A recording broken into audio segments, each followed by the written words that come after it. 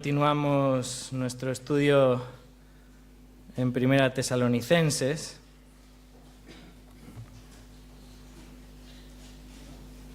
Estamos en el capítulo 2.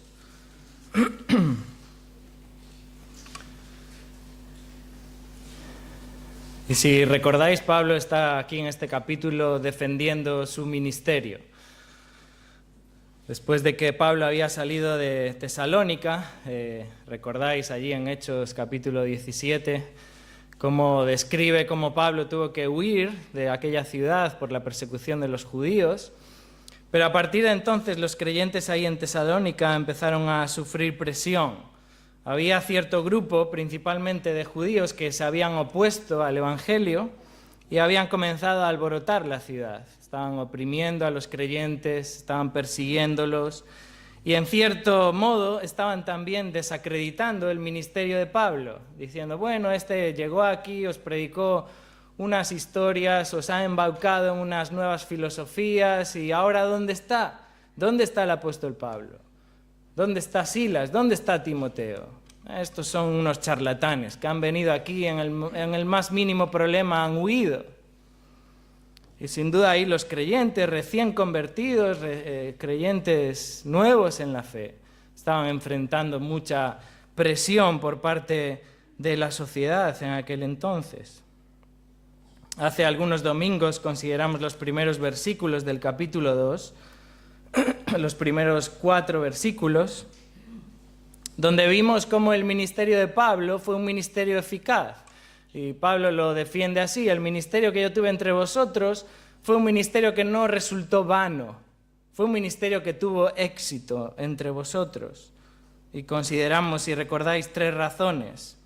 Versículo 2, el ministerio de Pablo estuvo caracterizado por confiar en Dios. Dice allí el apóstol, tuvimos denuedo en nuestro Dios para anunciaros el Evangelio de Dios. Tuvimos confianza, tuvimos osadía para predicar el Evangelio. Pero en segundo lugar, también vimos ahí en el verso 3 que el ministerio de Pablo estaba comprometido con la verdad de Dios.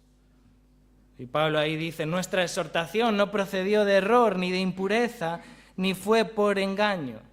Y Pablo está hablando en términos de exhortación acerca de lo que él hizo, de su ministerio de predicación, de proclamación del Evangelio.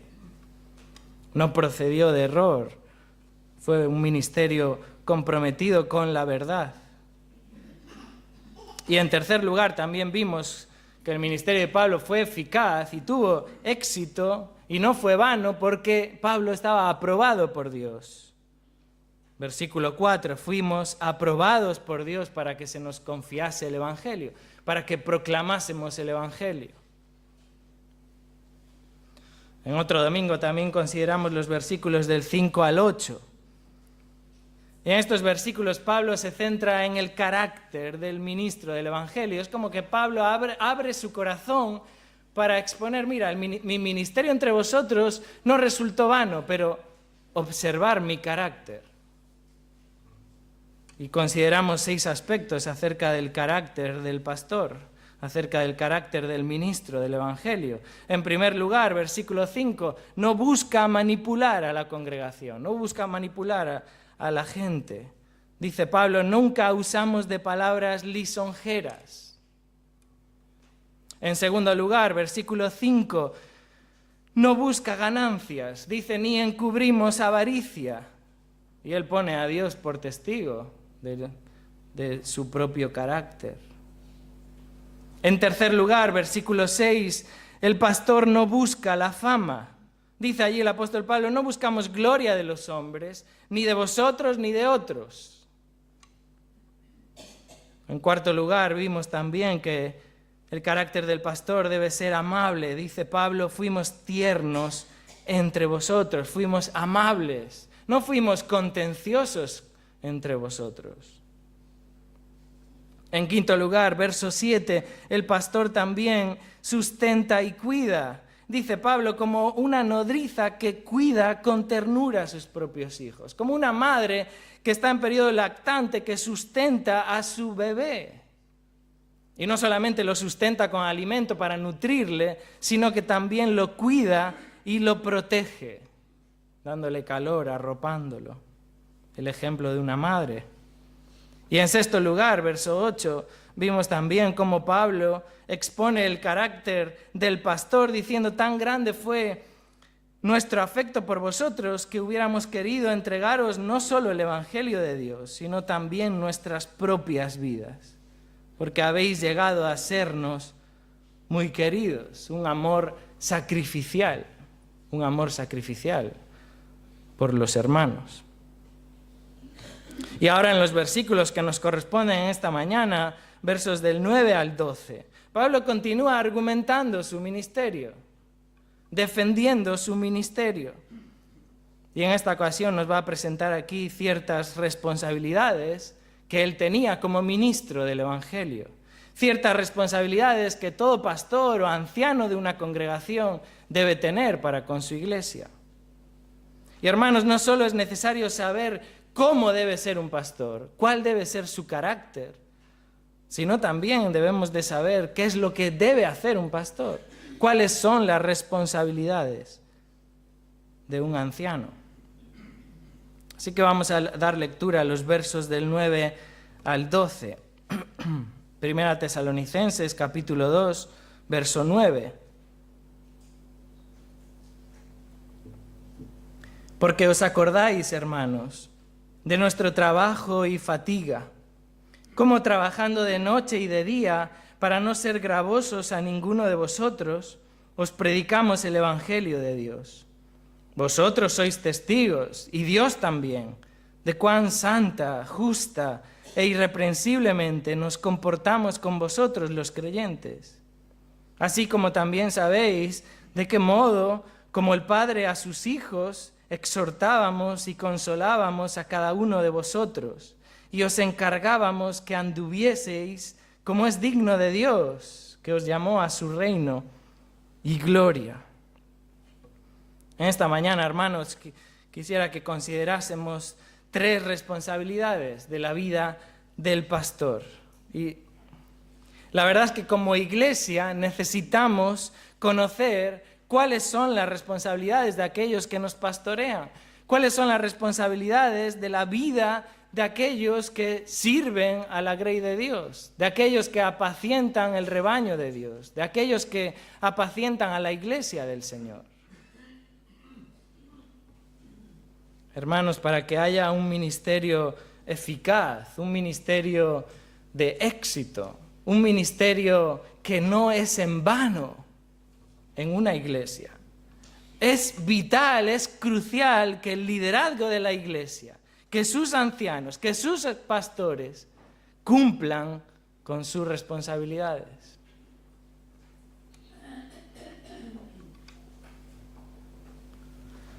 Y este pasaje no nos da una lista exhaustiva, no es una lista concluyente de todas las responsabilidades del pastor, pero sí, en cierto sentido, nos presenta 3 responsabilidades que son fundamentales y que Pablo expone aquí para defender su ministerio. Notar que Pablo comienza el verso 9 diciendo: porque os acordáis, hermanos. Y este porque, que sin duda viene como repitiéndose, Pablo está explicando, Pablo está defendiendo su ministerio. En cierto sentido, nos regresamos al verso 1 del capítulo 2, su ministerio es eficaz. Y Pablo comienza a dar una serie de explicaciones a lo largo de todo el capítulo. Pero concretamente, Pablo está en este verso 9 al 12, dando las razones de por qué él puede decir lo que dice en el verso 8. ¿Qué dice en el verso 8? Tan grande es nuestro afecto por vosotros que hubiéramos querido entregaros no solo el Evangelio de Dios, sino también nuestras propias vidas.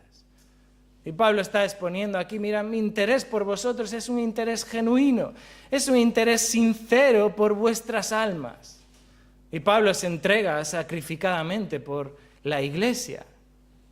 ¿Por qué? Y Pablo ahora expone aquí las razones de su entrega sacrificial. Y notar cómo el apóstol Pablo alude una vez más a lo que los tesalonicenses ya conocían. Esto no era algo nuevo para los que estaban recibiendo esta carta. Los tesalonicenses ya conocían esto. Dice el apóstol Pablo, os acordáis, hermanos. Vosotros conocéis, vosotros sabéis, nos habéis visto, nosotros hemos estado entre vosotros. Vosotros sois los que dais testimonio. Y fijaros que en estos versículos, hasta en 3 ocasiones, en estos 4 versículos, en 3 ocasiones Pablo llama la atención de los tesalonicenses para decirle, esto ya lo sabéis. No solo aquí en el verso 9, diciendo, os acordáis, sino verso 10, vosotros sois testigos. Verso 11, así como también sabéis. Pablo insta una y otra vez a los tesalonicenses a recordar lo que ya sabían.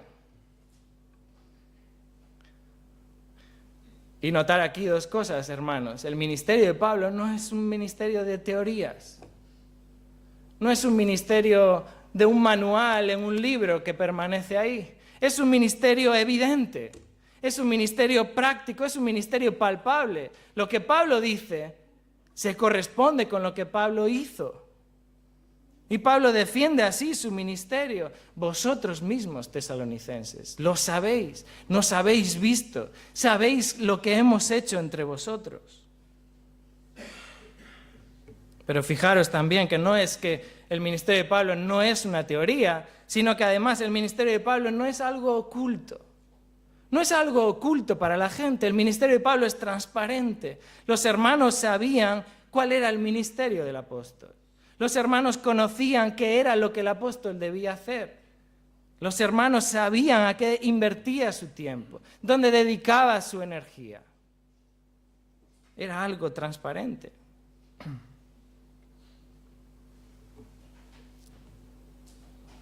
Y de esta manera, este pasaje, estos 4 versículos, nos presentan aquí 3 responsabilidades del pastor.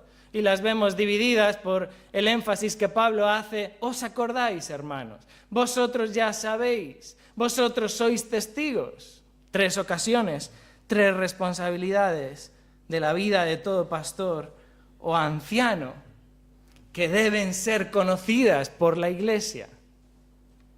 Por eso está este pasaje aquí, hermanos. Para la iglesia, para los hermanos, para los creyentes. Porque esto es palabra de Dios, inspirada. 3 responsabilidades de la vida de todo pastor o de la vida de todo anciano que deben ser conocidas por la iglesia. Y la primera responsabilidad del anciano o del pastor es que debe predicar esforzadamente. Debe predicar esforzadamente. Fijaros en el verso 9. Porque os acordáis, hermanos, de nuestro trabajo y fatiga, como trabajando de noche y de día, para no ser gravosos a ninguno de vosotros, os predicamos el Evangelio de Dios. El apóstol Pablo trabajó esforzadamente para llevar a cabo su misión, su llamado, predicar el Evangelio. Predicar el Evangelio.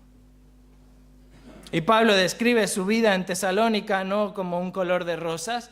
Él dice trabajo y fatiga.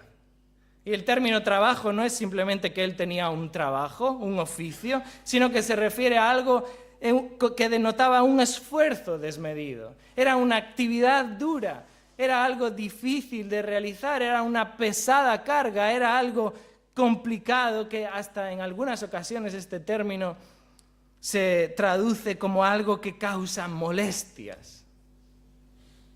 Y la palabra fatiga es obvia. En nuestra traducción se refiere a un trabajo excesivo que produce cansancio.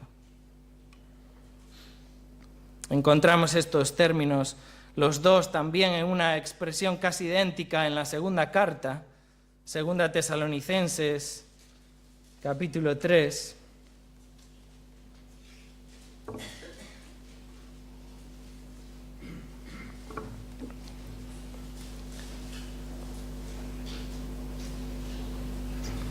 Verso 7, 2 Tesalonicenses 3:7, porque vosotros mismos sabéis de qué manera debéis imitarnos, pues nosotros no anduvimos desordenadamente entre vosotros, ni comimos de balde el pan de nadie, sino que trabajamos con afán y fatiga día y noche para no ser gravosos a ninguno de vosotros.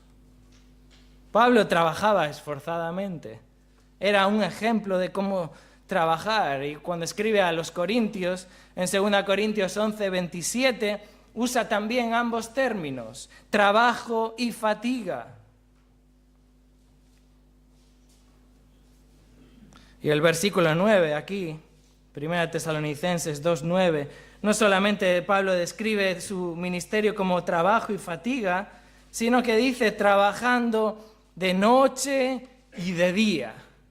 Y mediante esta frase el apóstol no está queriendo decir que él trabajaba 24 horas o que no dormía, sino que su trabajo era un trabajo sin descanso, era un trabajo constante, insistente, diligente, sin cesar, con plena dedicación.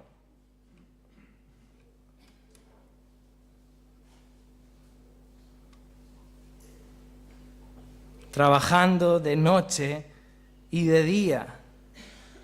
Y este verbo trabajar se refiere aquí a algo que él hacía cotidianamente, algo que uno hace porque le es necesario para vivir. Es el propio trabajo que uno realiza con sus manos. Y probablemente Pablo está aludiendo aquí al oficio que él mismo tenía. Sabemos allí por Hechos 18 que Pablo se dedicaba, o parte de su oficio era hacer tiendas. Él era como tejedor de pieles, como alguien que trabajaba con pieles para hacer tiendas. Y Pablo dedicaba parte de su tiempo a trabajar con pieles con el propósito, dice este versículo, de no ser gravoso a los tesalonicenses, de no imponer una carga sobre los tesalonicenses, de no poner una carga económica sobre ellos. Y así que no solamente Pablo, sino que también Timoteo y Silas ganaban sustento trabajando para sostenerse. Este fue siempre el modelo del apóstol Pablo. Cuando él llegaba a una nueva ciudad con el Evangelio, Pablo trabajaba para no poner cargas sobre la gente recién convertida. Esto sucede como hacemos hoy en día, cuando uno hace obra pionera en algún lugar, no está buscando recién convertidos para decirle, bueno, ahora tenéis que sostenerme económicamente. No, hay una iglesia detrás, hay alguien que les envía, hay hermanos de otros lados que sostienen, o hay que trabajar. Pablo trabajaba para no imponer cargas sobre esta iglesia que estaba recién creciendo. Imaginaros si él fuese exigiendo un sustento a los nuevos creyentes, esto podría ser un obstáculo para el Evangelio. La gente diría, bueno, en realidad lo que quieres es obtener ganancia de nosotros. No nos quieres predicar el Evangelio, lo que quieres es vivir la vida. Por eso Pablo trabajaba haciendo tiendas y predicando el Evangelio. Trabajaba esforzadamente, con fatiga, con cansancio, para predicar el Evangelio. También vemos cómo una vez que la iglesia era formada y la iglesia crecía y era establecida, entonces los creyentes comenzaban a ofrendarle. Vemos esto cuando Pablo estaba en Tesalónica. Pablo le dice esto a los tesalonicenses, pero en el momento que Pablo está en Tesalónica predicando el Evangelio, él está recibiendo ofrendas de la iglesia en Filipos. O sea que él está trabajando para ganar sustento, para que la iglesia en Tesalónica no tenga que sostenerle y no sea una carga para la iglesia. Pero meses antes ha estado predicando en Filipos, donde hay ya una iglesia establecida que ahora está ofrendándoles. Veamos en Filipenses capítulo 4.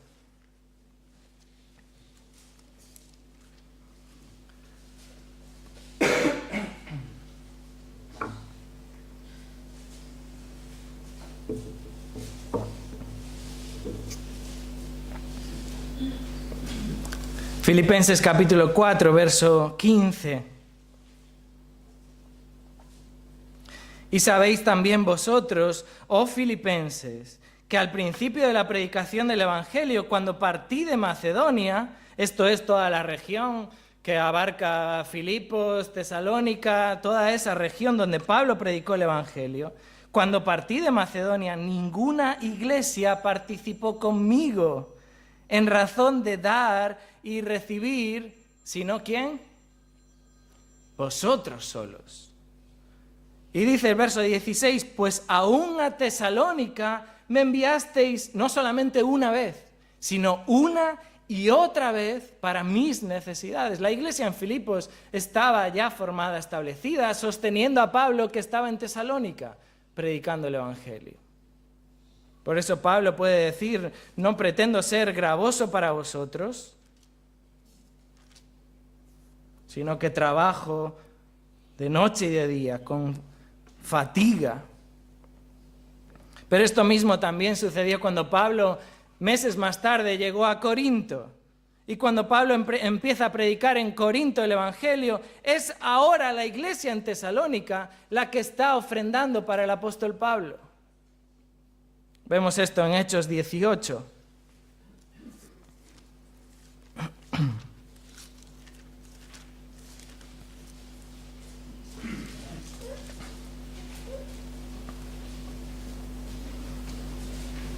Pablo llega a Corinto meses después, o quizás año, después de haber estado en Tesalónica. Y leemos en Hechos capítulo 18, verso 1. Después de haber estado en Tesalónica, después de haber estado en Berea, después de haber estado en Atenas, dice verso 1, después de estas cosas, Pablo salió de Atenas y fue a Corinto. Y halló a un judío llamado Aquila, natural del Ponto, recién venido de Italia con Priscila su mujer, por cuanto Claudio había mandado por todos los judíos, que todos los judíos saliesen de Roma. Fue a ellos, y como era del mismo oficio, se quedó con ellos y trabajaban juntos, pues el oficio de ellos era hacer tiendas. Y discutía en la sinagoga todos los días de reposo y persuadía a judíos y a griegos. El apóstol Pablo está iniciando obra pionera en Corinto y está haciendo tiendas junto con Aquila y Priscila. Y a la vez está predicando el Evangelio, pero observar cuando llega el verso 5, Hechos 18, 5. Y cuando Silas y Timoteo vinieron de Macedonia, Pablo estaba entregado, y la Biblia de las Américas traduce esto mejor diciendo, Pablo se dedicaba por entero a la predicación del Evangelio. Ahora que llega Silas y Timoteo de Macedonia, llegan con ofrendas para el apóstol Pablo. Y esto permite que el apóstol Pablo ya pueda dejar de hacer tiendas y dedicarse por entero a la predicación de la palabra. Vemos esto mismo en 2 Corintios capítulo 11.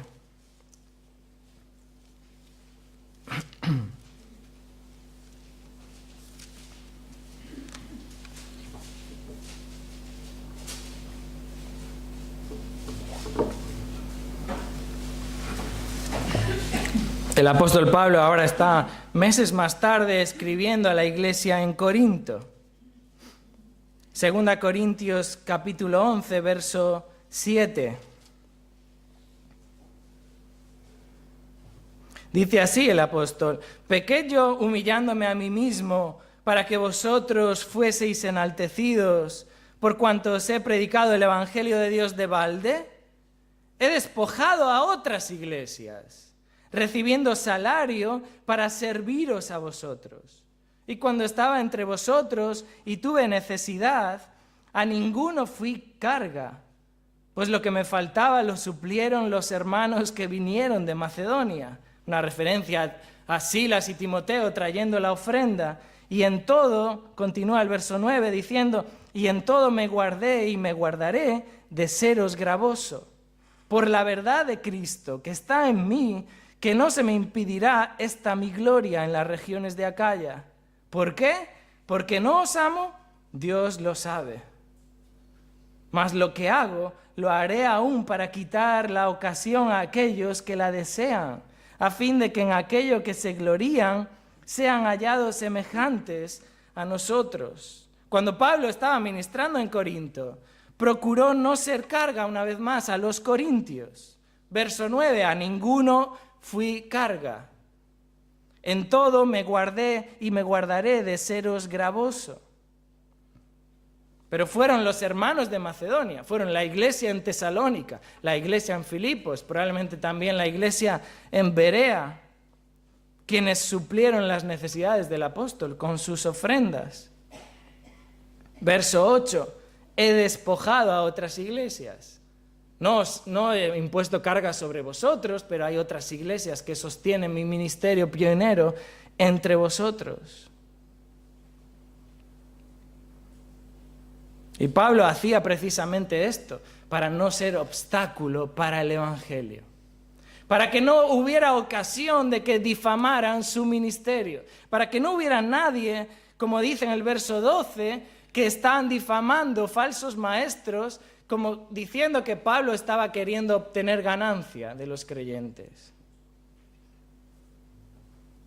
El deseo de Pablo era anunciar el Evangelio y no ser gravoso para ninguno, no ser un obstáculo para la proclamación del Evangelio.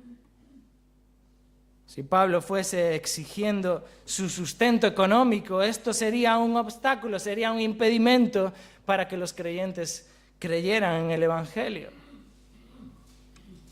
Además lo difamarían. Y es más, la predicación del Evangelio podría verse condicionada por el sustento económico. ¿Qué pasaría si Pablo no recibiese sustento? ¿Tendría que irse a otro lugar? ¿No podría estar viviendo ahí?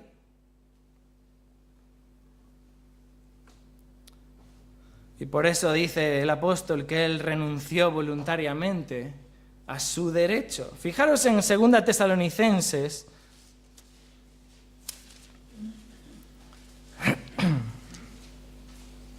capítulo 3.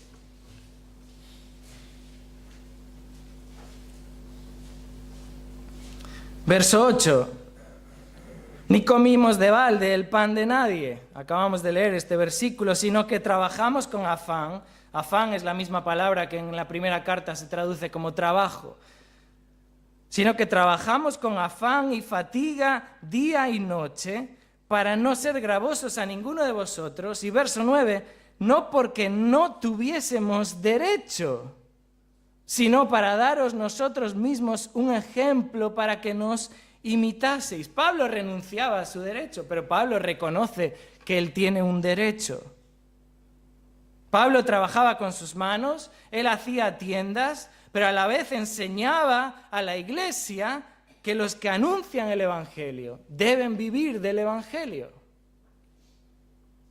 Ir conmigo a 1 Corintios, capítulo 9.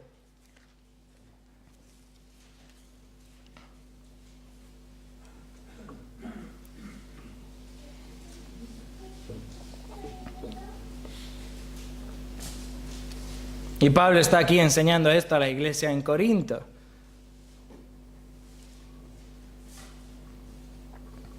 Primera Corintios capítulo 9, verso 7. ¿Quién fue jamás soldado a sus propias expensas? ¿Quién planta viña y no come de su fruto? ¿O quién apacienta el rebaño y no toma de la leche del rebaño? ¿Digo esto solo como hombre? ¿No dice esto también la ley? Porque en la ley de Moisés está escrito, no pondrás bozal al buey que trilla. ¿Tiene Dios cuidado de los bueyes?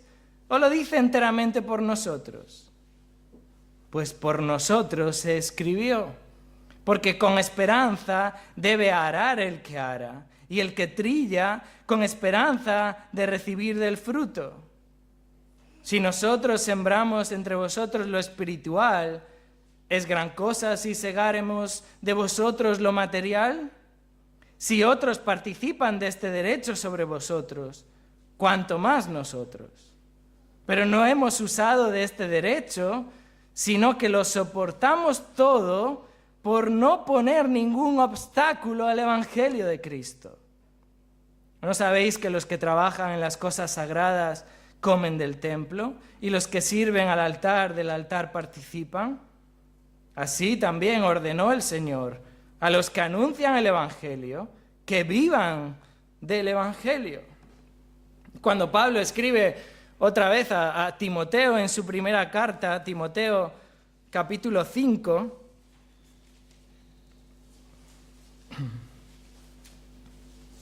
Primera Timoteo 5, verso 17.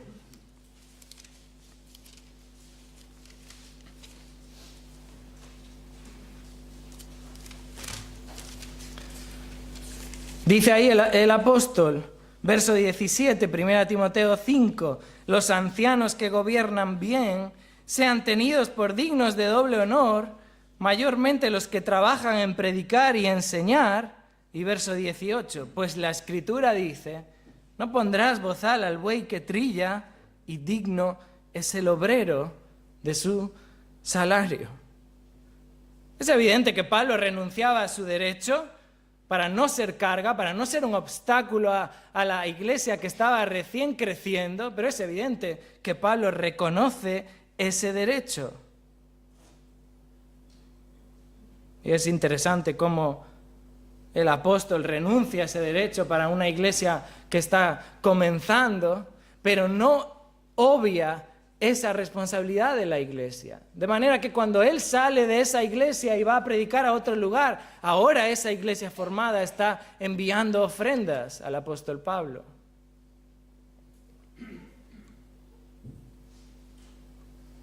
Y por eso Pablo puede continuar ahí en el verso 9, 1 Tesalonicenses 2:9.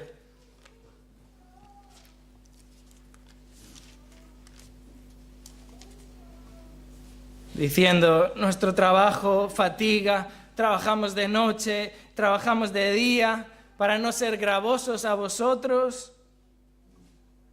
Pero este es nuestro llamado. Os predicamos el Evangelio de Dios. Ese es el llamado de Pablo. Predicamos el Evangelio de Dios. ¿Tengo que trabajar de noche? Trabajo de noche. ¿Tengo que trabajar de día? Trabajo de día. Trabajo incesantemente. Trabajo diligentemente. Pero mi llamado es predicar el Evangelio de Dios. Y hermanos, el llamado a predicar el Evangelio no depende del sostenimiento. No depende de las ofrendas de las iglesias. Depende del llamado de Dios. El llamado a predicar el Evangelio es un llamado de Dios. Y es Dios quien sostiene. Por eso Pablo, su propósito no era buscar sustento de la iglesia. Su propósito no era incluso tener algo para comer. Su propósito era predicar el Evangelio. Si para eso tenía que hacer tiendas, haremos tiendas. Si para eso hay que trabajar de noche y de día, lo haremos. Pero que nada obstaculice la predicación del Evangelio. Predicar esforzadamente.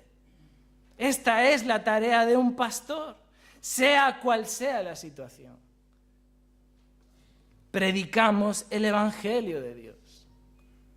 Como un heraldo que posee un mensaje glorioso del Rey de Reyes. Un heraldo del Rey de Reyes predicando el Evangelio de Dios. Pregonando el mensaje de salvación. No hay nada que pueda entorpecer esto. No hay nada que deba obstaculizar esto. Y la tarea del pastor no es diluir el mensaje, no es suavizarlo, no es acortarlo, no es adaptarlo. Predicamos el Evangelio de Dios. Hermanos, debemos de subrayar esta frase en nuestras Biblias, acordarnos continuamente, predicamos el Evangelio de Dios. No predicamos una adaptación del Evangelio, no predicamos una versión moderna del Evangelio, predicamos el Evangelio de Dios. Y esa es nuestra responsabilidad. Sea lo que sea que tengamos que sufrir, sea lo que sea que tengamos que pasar, sea con hambre, sea con escasez, sea con abundancia, que nada obstaculice la predicación del Evangelio. Porque, mirad, no vamos a dar cuentas a Dios por si tenemos pan para comer, pero vamos a dar cuentas a Dios de si no predicamos el Evangelio. El Evangelio de Dios, que no es nuestro Evangelio, que no es nuestro mensaje. Fijaros, Pablo es como reincidente, es como cansino. En este capítulo 2, verso 2, el Evangelio de Dios. Capítulo 2, verso 8, el Evangelio de Dios. Capítulo 2, verso 9, el Evangelio de Dios. Es su mensaje, hermanos, es su plan, son sus palabras, es su voz. Por eso el Evangelio tiene poder, porque es de Dios. Por eso el Evangelio tiene poder para salvar. Por eso el Evangelio tiene poder para santificar. Yo me pregunto si realmente creemos esto, si de verdad creemos esto en nuestras vidas.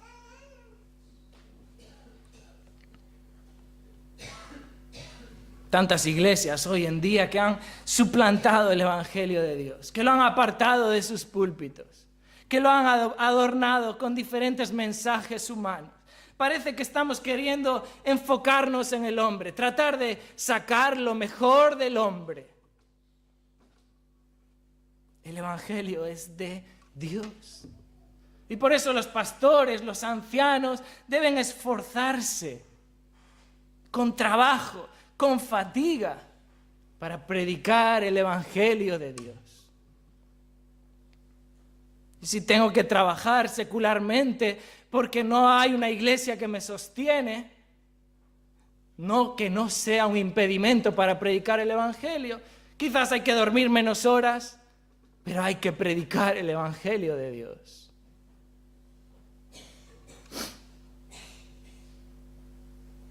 Sea cual sea la situación.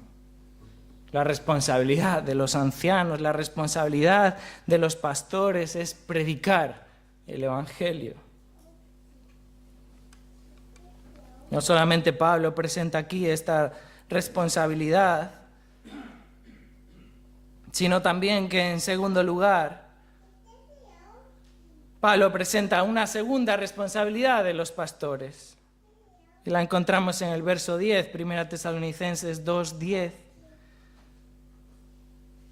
La segunda responsabilidad es comportarse irreprochablemente. Comportarse irreprochablemente.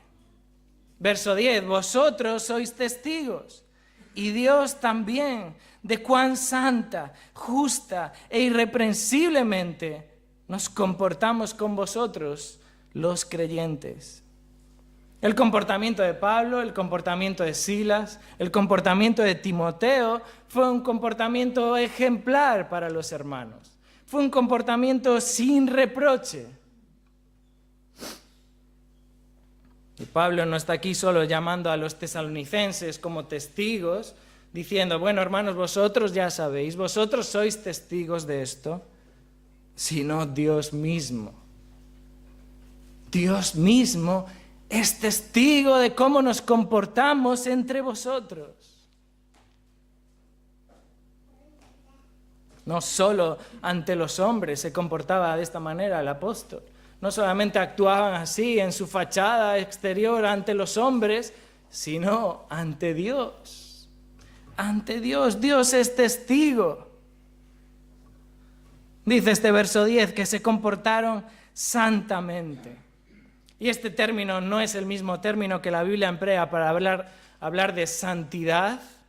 Está empleando aquí otro término que habla más bien de devoción a Dios. Se refiere a una conducta que actúa en conformidad a Dios, en conformidad a lo que Dios ha establecido. También dice el verso 10 que se comportaron justamente. Y esto hace referencia a un comportamiento correcto, un comportamiento honrado delante de los hombres. Tiene el sentido de vivir de una manera justa en cuanto a la ley humana. O sea, no solamente santamente en devoción a Dios, sino justamente también entre los hombres.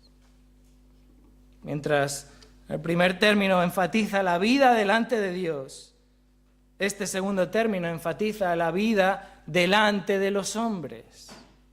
Y en ambos sentidos el apóstol puede decir que fue irreprensible, que fue intachable, que fue irreprochable. La conducta de Pablo y sus colaboradores fue una conducta ejemplar a los ojos de los hombres, pero también a los ojos de Dios.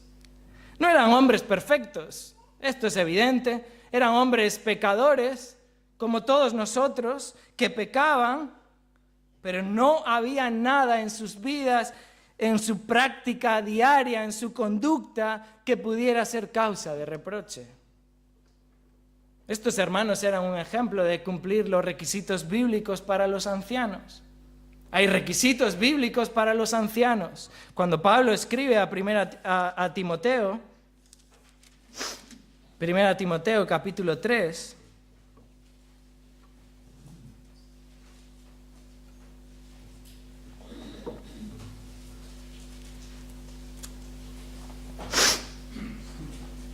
Primera Timoteo capítulo 3, verso 1.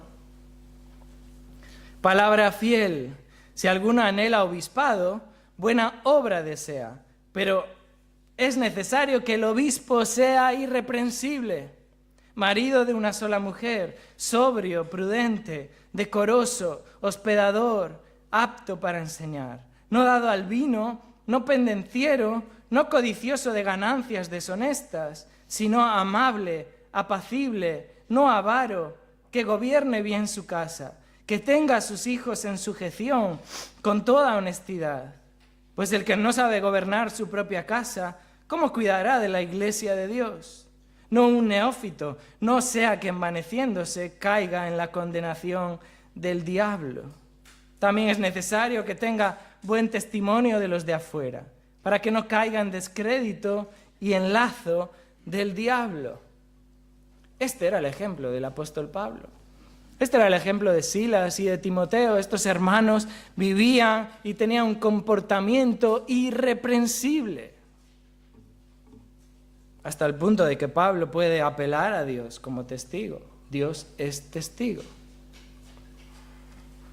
Pablo sabía que lo estaban acusando de ser un falso, de ser un engañador, de ser un mentiroso. Pero la realidad era que su conducta era irreprochable, que verdaderamente no podían acusarle de nada, no podían reprocharle nada. Hermanos, esta es la responsabilidad de un pastor. Esta es la responsabilidad de un anciano. Mantener su vida irreprensible. 1 Timoteo 3.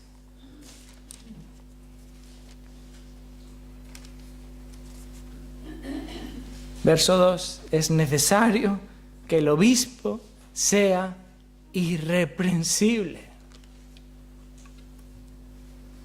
Que a los ojos de los hombres, que a los ojos de Dios, sus vidas sean sin reproche, sin desorden, sin una cosa impura en sus vidas. Claro, somos evidentemente pecadores y pecamos y no somos perfectos, evidentemente, pero confesamos nuestro pecado delante de Dios, pedimos perdón a Dios y caminamos hacia adelante santamente buscando la santidad.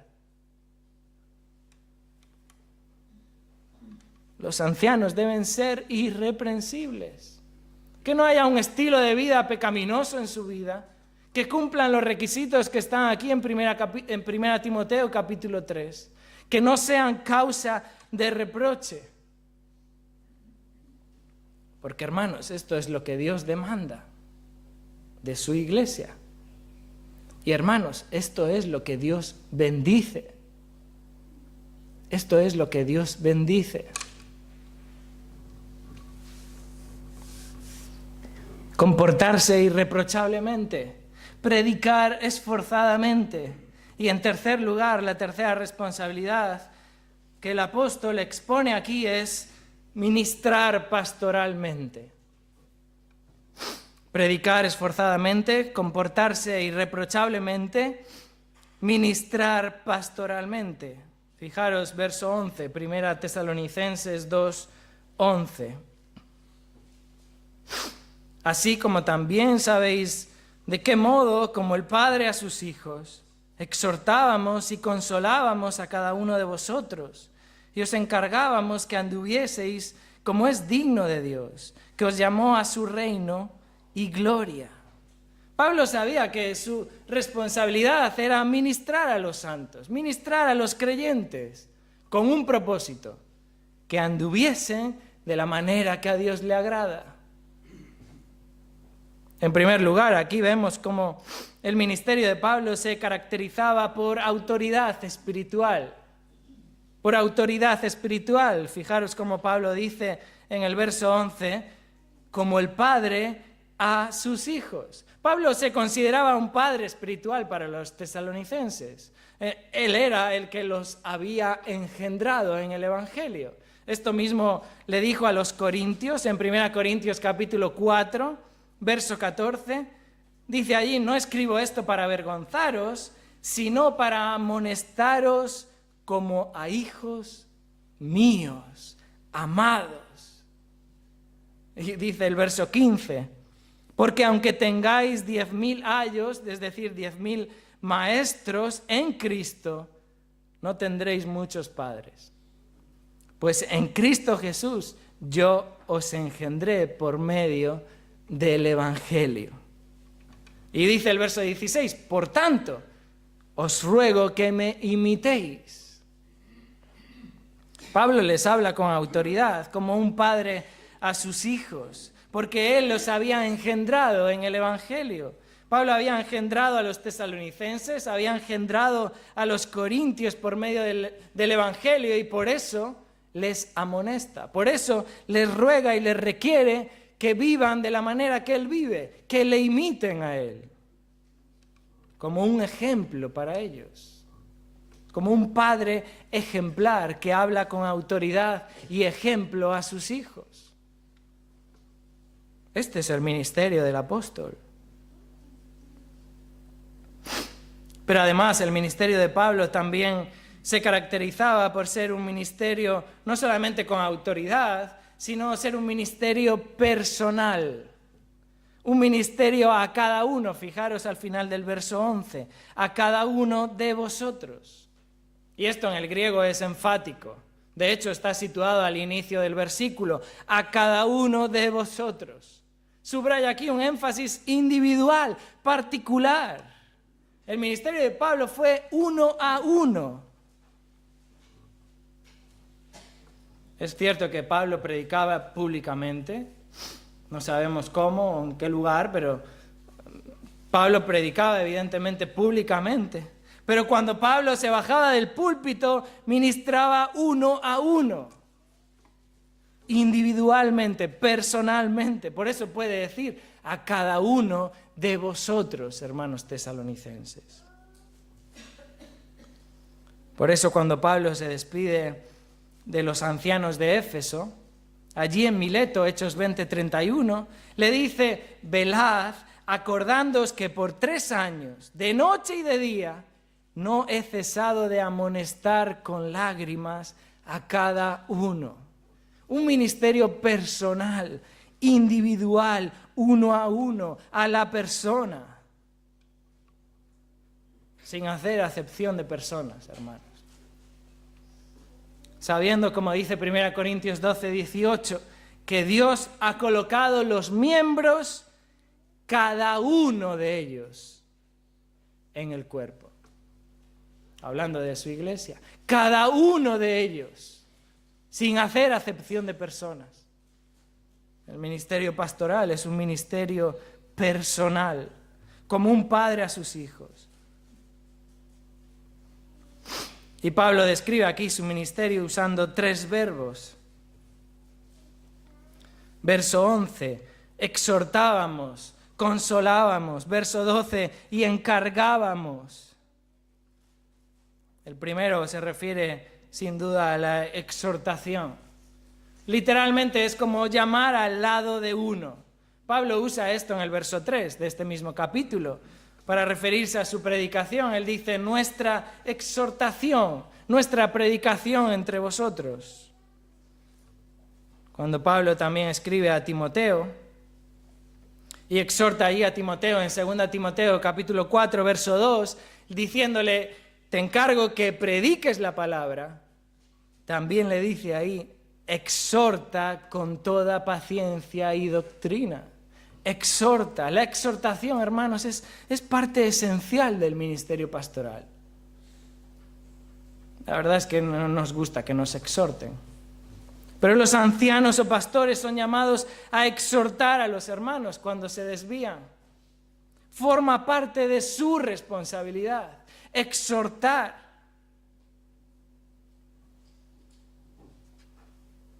Pero no queremos ser exhortados. Pero debemos recordar que la exhortación de Pablo proviene del verso 8. Pablo está explicando a los hermanos por qué su amor es sacrificial por ellos. Por qué él está dispuesto a entregar su vida por ellos. Hermanos, exhortamos como una muestra de amor sacrificial. Pero no solamente la exhortación, sino también que este versículo Pablo usa otro verbo que dice consolábamos. No solamente exhortábamos, sino también consolábamos. Y esto se refiere al aliento, al ánimo. Ese ánimo que restaura nuestra vida, que consuela nuestra vida, que actúa de una forma compasiva. Pablo lo usa también al final de su carta en 1 Tesalonicenses 5, verso 14, cuando dice allí, os rogamos, hermanos, que alentéis a los de poco ánimo. Que alentéis a los de poco ánimo. Mismo verbo, alentar, animar a los que están desalentados. No solo la exhortación, sino también el aliento, el ánimo, que son tan necesarios en el ministerio del pastor, animando, restaurando. El tercer verbo que emplea Pablo aquí dice encargábamos. Y esto tiene el sentido de insistir, instar a alguien, requerir a alguien. Cuando Pablo dice allá en Efesios capítulo 4, verso 17, Pablo dice esto pues digo y requiero en el Señor. Que ya no andéis como los otros gentiles, requiero en el Señor. Se trata de instar a los hermanos, de requerir a los hermanos que caminen de la manera que a Dios le agrada. El pastor no solamente exhorta, el pastor no solamente alienta, sino que también insta al hermano para que ande de una manera correcta. Esta es la labor del anciano. Este es el propósito de su ministerio. Notar que el verso 12 continúa diciendo, para que anduvieseis como es digno de Dios. El ministerio pastoral de Pablo y el ministerio pastoral de los ancianos o de los pastores tiene como propósito que los creyentes anden como es digno de Dios. Y esta es responsabilidad de los pastores, el requerir esto de los hermanos, el exhortar a los hermanos, el alentar a los hermanos y animarles para que vivan de la manera que a Dios le agrada. La frase digno de Dios se refiere a vivir de la manera que a Dios le agrada, a vivir de la manera apropiada, de la manera que Dios dice. Ministerio del pastor, el ministerio del anciano exhorta, alienta, pero también nos requiere a los creyentes a vivir, a andar, a caminar de la manera que a Dios le agrada. ¿Por qué? Porque hemos sido llamados por Dios. Y si no has sido llamados por Dios, si no has sido llamado por Dios, es que no eres salvo. Debes confesar tu pecado, debes arrepentirte de tus pecados, debes poner tu fe en Cristo, en el único y absoluto mediador, en el suficiente, y confiar en Él. Pero si has sido llamado por Dios, debes vivir de una manera digna. Los tesalonicenses habían sido llamados por Dios a su reino. Ahora eran súbditos del reino de Dios. Esta es la obra de Cristo, hermanos. Esta es la cruz de Cristo.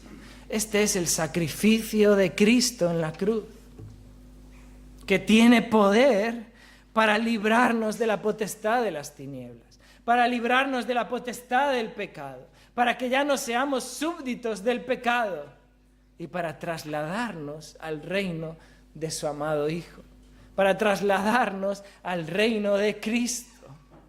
Ahora, en Cristo somos súbditos del Rey y debemos de vivir de la manera que al Rey le agrada.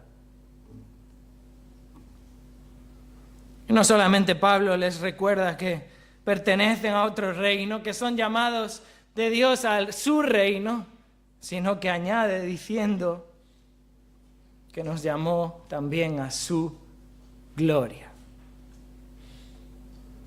Pablo les recuerda la gloria futura que les espera en Cristo y les insta a vivir como es digno de Dios. No solamente por el reino de Dios, sino por la gloria eterna en Cristo. En su segunda carta, Pablo también menciona esto en 2 Tesalonicenses capítulo 2.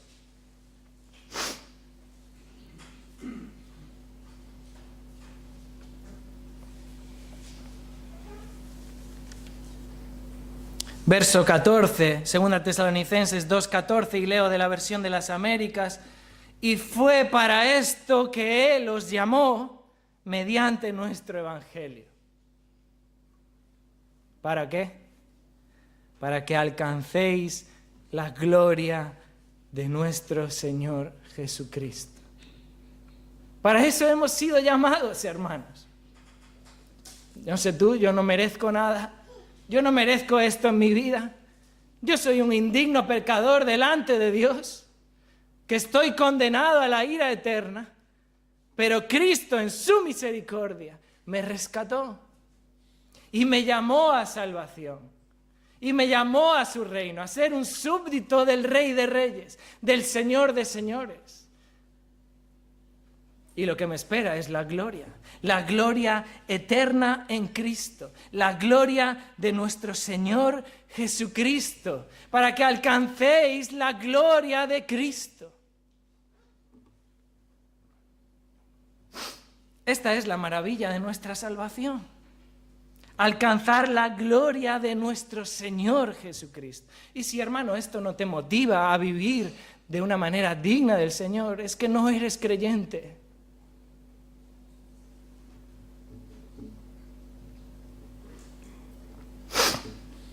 Y en esto consiste el ministerio del pastor, en exhortar, en alentar, en animar, como un padre hace con sus hijos, con autoridad, pero requiriendo a sus hijos que vivan de una manera digna del Señor.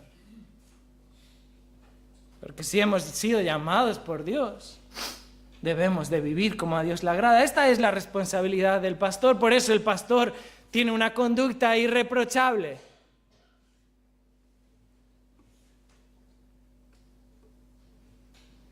Ministrar pastoralmente. Hermanos, estas son las responsabilidades de un pastor. Predicar esforzadamente, comportarse irreprochablemente y ministrar pastoralmente.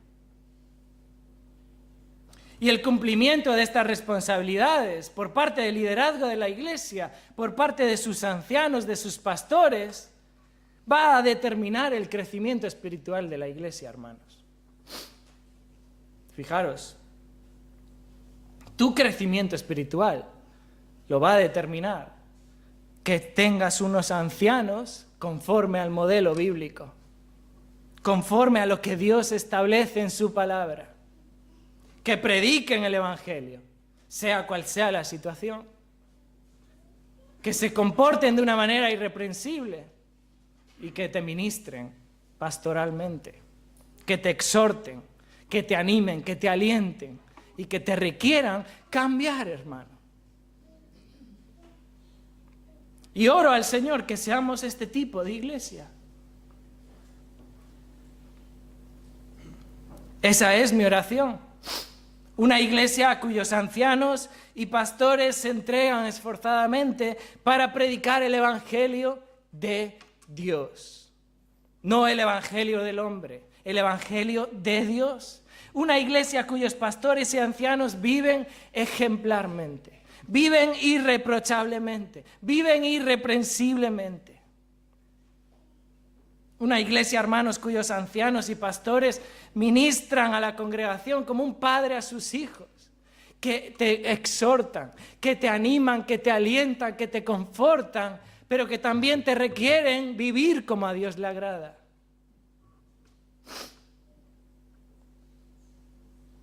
Una iglesia, hermanos, cuyos miembros viven de la manera que a Dios le agrada. ¿Por qué? Porque Dios nos llamó a su reino y gloria. Amén.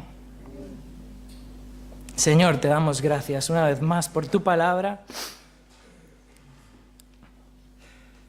Y nos ponemos, Señor, en tus manos. Queremos ser obedientes a ella, queremos ser obedientes, Señor, a ti, a tu voz. Y que tú corrijas y que tú moldees nuestras vidas y que tú uses, Señor, este pasaje de tu palabra viva y eficaz para transformar, Señor, nuestros corazones. Oramos en el nombre de Cristo. Amén.